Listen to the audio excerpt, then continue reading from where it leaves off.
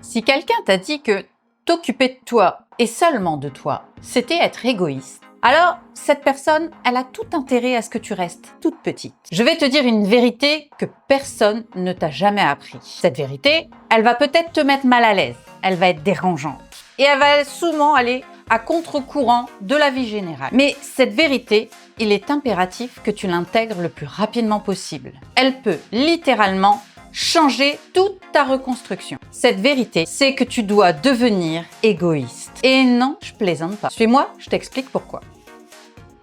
Mais avant toute chose, laisse-moi me présenter.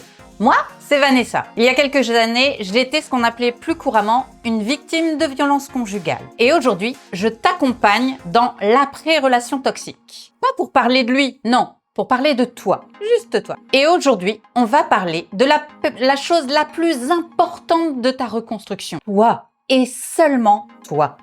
Mais avant d'aller plus loin, il faut qu'on clarifie quelque chose de super important. Quelque chose qu'on t'a appris, et ce, probablement depuis l'enfant. Dans une relation toxique, c'est pas que t'as choisi une personne mauvaise, enfin si, mais pas seulement. C'est qu'on t'a appris à toujours te faire passer après les autres, tout le temps, systématiquement. Tu t'oublies dans les petites choses, comme tes envies du soir, ce que tu veux manger, ce que tu veux porter, où tu veux aller. Mais tu t'oublies aussi dans les grandes, dans tes rêves, dans tes besoins profonds, dans tes limites. Et pourquoi tu faisais ça? Eh bien, depuis l'enfance, on t'apprend que c'est ça aimer, c'est se sacrifier, faire passer les besoins de l'autre avant les siens, s'oublier, faire des concessions. Et on entend ça depuis notre enfance, qu'il faut faire des concessions en amour. Et on a normalisé quelque chose qui ne l'est pas, qui ne l'a jamais été. Et devine quoi? Qu'il ne sera jamais. Est-ce que tu réalises à quel point c'est violent comme apprentissage? On t'a appris à ne pas exister. On t'a appris à t'effacer, à disparaître. Et maintenant, on te dit, aime-toi, mais tu sais même plus comment on fait. Ça fait probablement des années qu'on te fait ça. Ça fait des années qu'on t'a conditionné à ne plus exister ou à n'exister que pour servir les autres. À tel point que tu en as oublié la base. Et que ça fait des années que tu ne te poses plus une question essentielle, pourtant, ta propre survie. Qu'est-ce que je veux vraiment? L'égoïsme, on te l'a interdit depuis que tu es enfant. L'égoïsme, on a associé être égoïste à quelque chose de néfaste, de mauvais, quelque chose qu'il faut bannir. Et la personne, là où les personnes qui t'ont inculqué ça, avaient tout intérêt à te l'apprendre. Tout simplement pour t'asservir à leurs propres besoins. Mais tu sais quoi? Aujourd'hui, tu vas le laisser entrer. Tu vas devenir égoïste. Je te vois arriver. Je sais que certaines vont me dire en commentaire, mais Vanessa, si je suis égoïste, je vais blesser les gens autour de moi. Non. Non, parce qu'il existe deux sortes d'égoïsme. L'égoïsme toxique et l'égoïsme de survie. L'égoïsme toxique, c'est ce que tu as vécu jusque-là dans ta relation toxique. C'est tout prendre et ne rien laisser aux autres. C'est manipuler, écraser l'autre, le vider, sans rien lui laisser. C'est en fait de la prédation déguisée en amour. Ça, c'est de l'égoïsme toxique. L'égoïsme de survie, c'est se faire passer avant les autres. Ça ne veut pas dire ne rien donner aux autres, mais te faire passer en priorité. C'est de penser d'abord à tes propres besoins avant de t'occuper des besoins d'autrui. L'égoïsme de survie te permet de poser tes limites parce que tu dois intégrer une notion qui est vachement importante dans la reconstruction. Tu ne peux pas donner l'énergie que tu n'as pas. Donc, cette énergie, tu dois te l'attribuer en priorité. Ça, c'est de l'égoïsme de survie. Prenons un exemple concret. Un soir, quelqu'un te demande un service. Tu es épuisé, tu es fatigué et tu n'as qu'une seule envie, c'est te poser et récupérer un minimum d'énergie. Tu vois un peu le contexte? Parfait. Ton ancienne toi va forcément faire de l'égoïsme, entre guillemets, inexistante. C'est-à-dire, elle va dire oui parce qu'elle aura peur de blesser, parce qu'elle ne voudra pas paraître méchante, ou elle ne voudra tout simplement pas être isolée, mise à l'écart. Alors elle va faire ce qu'elle fait toujours, elle va se sacrifier à son propre détriment. L'égoïsme de survie va simplement dire non, pas ce soir, je suis épuisé. Voilà. Est-ce que c'est méchant? Absolument pas. Est-ce que c'est honnête? Oui. Est-ce que c'est sain? Absolument. L'égoïsme de survie te fait passer en premier. Tu es épuisé, tu es fatigué, tu as besoin de repos. Alors tu prends ce repos. Les gens qui le comprendront, tant mieux. Ceux qui ne le comprendront pas, ma foi, tant pis pour eux.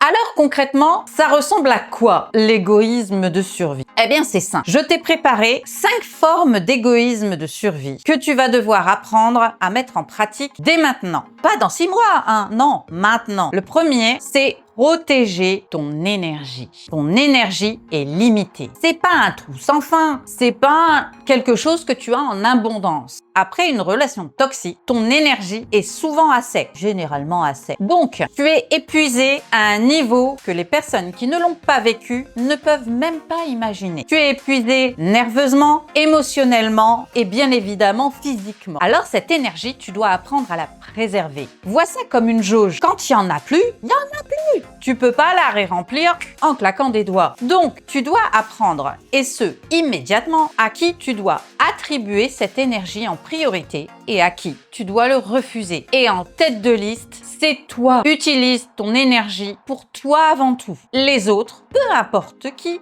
passeront toujours après. Et petite précision, non, ça ne fait pas de toi quelqu'un de méchant. Tu vas devoir apprendre que te faire passer en priorité ne veut absolument pas dire que tu ne mérites pas d'être aimé. La deuxième, c'est de prendre du temps juste toi. Soyons clairs, prendre du temps pour soi n'est pas un luxe. Dans une relation toxique, tu as rarement du temps qui t'est alloué pour toi, voire jamais, souvent jamais. Parce que prendre du temps pour soi, et peu importe la manière, c'était souvent engendrer des crises, des jalousies, des coups, et j'en passe et des meilleurs. Donc, nous autres, pauvres cloches, on a littéralement décidé de ne plus s'intéresser à nous-mêmes et de se consacrer entièrement à notre tendre moitié. Notez l'ironie. Résultat des courses, on n'en prend plus et on a assimilé le temps pour soi pour quelque chose de mauvais. Or, et je vais être très claire là-dessus, prendre du temps pour soi n'est pas un luxe. C'est une survie. C'est absolument nécessaire. Que ce soit une heure de marche, une heure de lecture, prendre un bain, colorier, enfiler des perles, on s'en fout. Mais prends un moment pour toi tous les jours. Tous les jours. C'est absolument nécessaire. C'est souvent dans le silence qu'on se rend compte véritablement. C'est dans ces moments-là que ta reconstruction, elle commence vraiment. Alors dès maintenant, à l'instant T, tu vas le graver dans ton cerveau, dans ta peau, dans ton ADN. Tu prends du temps pour toi chaque jour. C'est non négociable. La troisième, c'est de poser tes limites. On va être clair, quand tu poses une limite, ça ne se négocie pas et on ne se justifie pas. Tes limites sont quelque chose qui doivent être fermes. Tu n'as pas à expliquer pourquoi tu dis non. Tu ne veux pas rendre service à cette personne? Non, je ne veux pas. Point. Tu ne veux pas participer à cette discussion? Je ne participerai pas à la discussion. Peu importe la limite que tu vas poser, si les personnes les respectent, alors c'est des personnes que tu peux faire entrer dans ta vie. En revanche, si des personnes les transgressent ou les discutent systématiquement, alors next, on passe au suivant et cette personne-là, on la laisse tomber. Tes limites ne doivent jamais être rediscutées. Si des personnes quittent ta vie parce que tu as posé des limites, dis-toi qu'elles t'ont fait le plus grand des cadeaux. La quatrième, c'est de prioriser tes rêves et tes projets. Se reconstruire, c'est aussi ça. Recommencer à rêver, recommencer à faire des projets d'avenir, à se remettre au centre des choses. Dans ta relation toxique, on t'a littéralement effacé. Ce que tu voulais, ce que tu rêvais, ce que tu avais besoin n'avait aucune importance. Et tu devais te plier aux rêves et aux besoins des autres. La nouvelle toi, elle se remet au centre. Elle recommence à rêver, à faire des projets, à avoir des objets. Quand tu repousses les choses, du moins quand tu ne te priorises pas, tu peux toujours les faire plus tard. Tu vois le discours, je verrai plus tard. Je rêvais de faire ça, mais ça attendra. C'est pas une priorité. J'ai pas besoin de ça maintenant. J'ai le temps. Voilà. C'est des phrases toutes faites et qu'on se fait toutes et qu'on a toutes ressorties. Mais aujourd'hui, tes projets et tes rêves sont la priorité absolue. Tout le reste, en fait, c'est ça qui peut attendre. Toi et tes projets, c'est ceux qui comptent en premier. Tu vas apprendre à te recentrer sur tes propres besoins. Parce que la reconstruction, c'est ça. C'est recommencer à penser à soi. Recommencer à faire des projets pour soi. Recommencer à rêver. Et ça, fondamental. Parce que quand tu avances vers quelque chose qui te passionne, c'est à ce moment-là que tu te reconstruis, que tu te retrouves vraiment.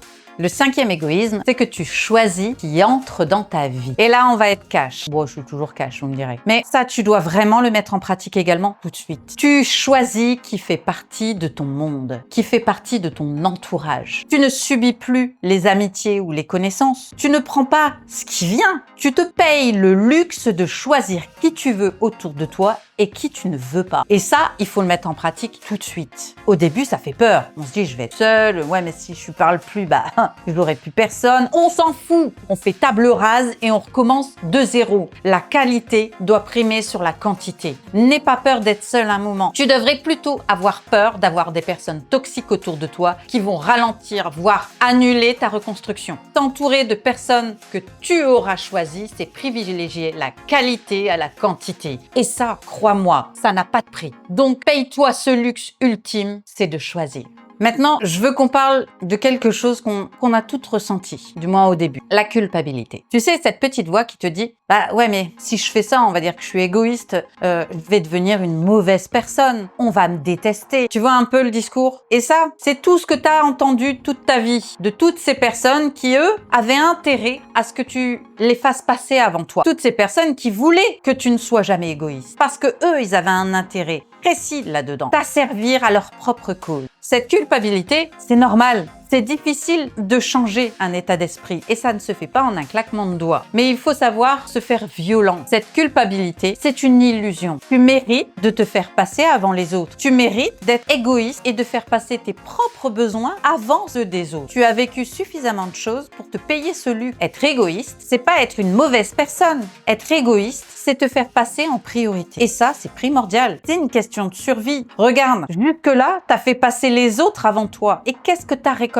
Soyons franches. Qu'est-ce que t'as récolté? Hormis récolter de la merde. C'est un fait. Être égoïste te permet de te sauvegarder. Sauvegarder tes besoins, sauvegarder ton bien-être, sauvegarder ton propre bonheur. Et ça, je suis désolée, mais ça n'a pas de prix. Toujours tout donner pour les autres sans jamais rien recevoir, c'est du baratin, c'est de l'endoctrine. C'est ce qu'on te bourre dans le crâne de force pour que tu continues de jouer les esclaves d'autrui. Et le pire, c'est que certaines personnes le font sans même s'en rendre compte. Elles ne veulent pas forcément tenir, mais elles ont aucune envie que tu commences à te prendre en main et que tu te fasses passer avant eux. C'est humain. Mais il faut savoir dire quelqu'un à qui tu vas entre guillemets, mettre une limite pour te prioriser, elle aura deux choix. Soit elle va essayer de te forcer à continuer à la servir, soit elle va accepter le changement et trouvera une autre solution. Le choix, il sera vite fait. Tu te choisiras de toute façon. Tu vois, je te laisse même pas le choix. Tu te choisis maintenant. Sois égoïste. Perso, c'est ce que j'ai fait. Arrivé à un point de non-retour,